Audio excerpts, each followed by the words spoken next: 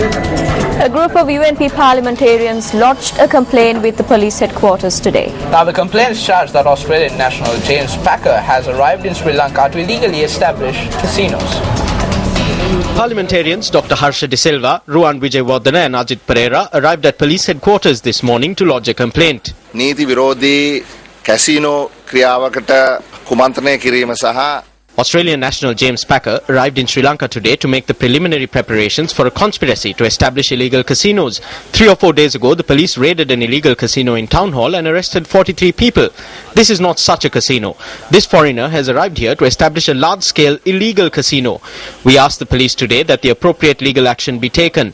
None of the casinos in Sri Lanka are legal. We requested the police to take legal action against all these illegal casinos. This is the copy of the complaint that we launched. අපි ඉදිරිපත් කරපු පැමිණිල්ලේ ලඝුපත්. News First made inquiries regarding this matter from the police media spokesperson SSP Ajit Rohana. He confirmed that the MP had indeed lodged a complaint regarding the matter. Now meanwhile, at a media briefing convened by the JVP today, views were expressed on the transfers handed to a group of police officers who raided an illegal gambling centre. It was a gambling centre that was operated for several years in the town hall area, which comes under the purview of the Colombo Municipal Council. Officers of the Colombo Organised Crimes and Corruption Prevention Division raided this gambling centre. They did so based on a court order. However, 23 of the 24 officers have been given transfers. New officers can be appointed and they can be deployed, but they do not know the correct details or data pertaining to the raid.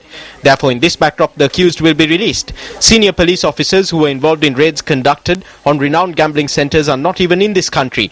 The former police media spokesperson was in charge of Ratnapura. This is not just one incident. There have been several such incidents. Who is behind these incidents? Who ordered these transfers? In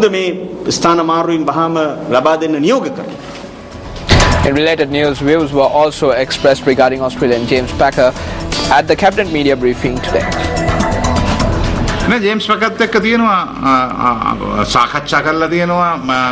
Discussions have been held with James Packer and the BOI or Board of Investments. Everyone knows about this and it has been debated in Parliament. Major discussions have been held regarding this. At the same time, the question can be asked as to why we are allowing Callum McRae to come here. There are no obstacles if you are coming here for business or as a tourist. UNP parliamentarian Sajid Premadasu says that a situation has arisen where 1.6 million Samurdhi beneficiaries are not receiving their compulsory savings.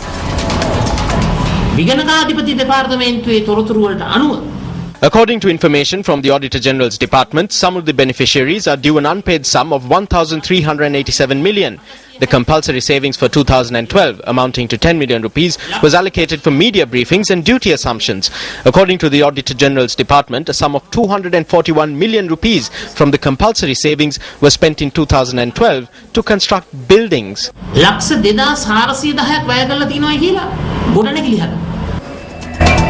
The Democratic Party organised a public rally last night under the theme, "Let us commence the second operation against corruption and lawlessness."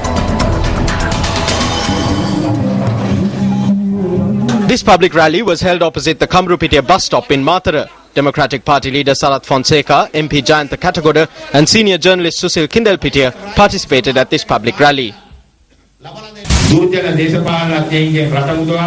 We have commenced the second operation to rid this country of politicians who work against the people and usher in a new political culture. We have faith that we will emerge victorious in this operation. You lost one party and since you had no alternative, you have kept voting for the other party. That is why we have decided to come before you with new faces, people who live among the people and not powerful persons. The political faces we have brought before you are not powerful people. They are not people who destroyed the country.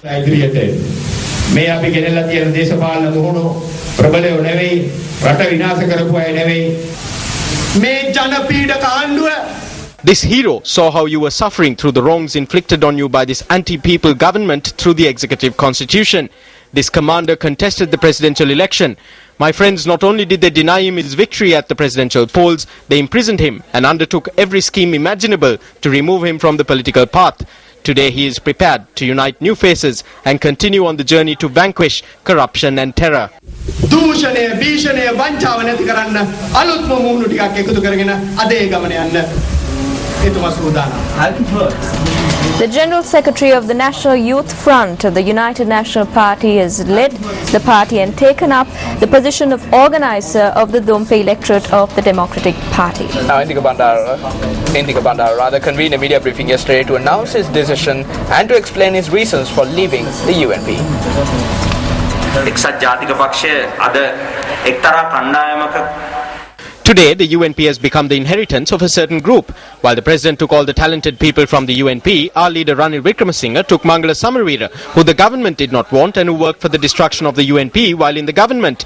Today, we can see a policy that is being danced to as per the tune of a certain group. Karujaya Surya too has no shame. He too is dancing to their tune. Why? Because Karujaya Surya too is only interested in profits. If there is a principled leader who has identified the sadness of the people and has the solutions, then that leader is General Sarath Fonseca. He will in the near future bring forth an era where we will see a just country with good governance that is free of lawlessness and corruption. රටක් බිහි කරන යුගය නුදුරේම ආරම්භ කරනවා.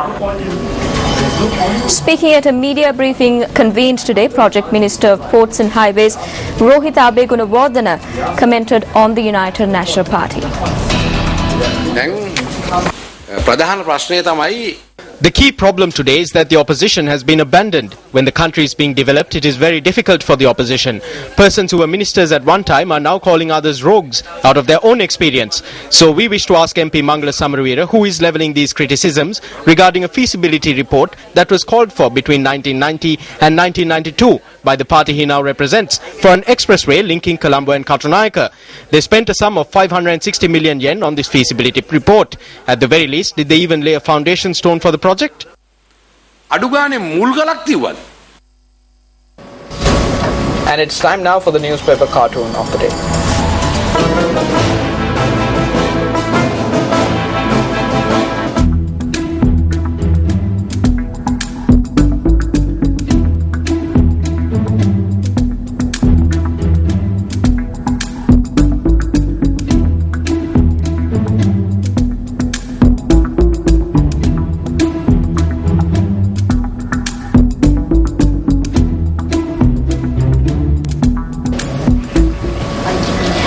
Tonight on Words of Wisdom, we take a look at the thoughts of the prominent American cultural anthropologist and social activist Margaret Mead on changing the world. Never doubt that a small group of thoughtful, concerned citizens can change the world. Indeed, it is the only thing that ever has. Margaret Mead, social activist.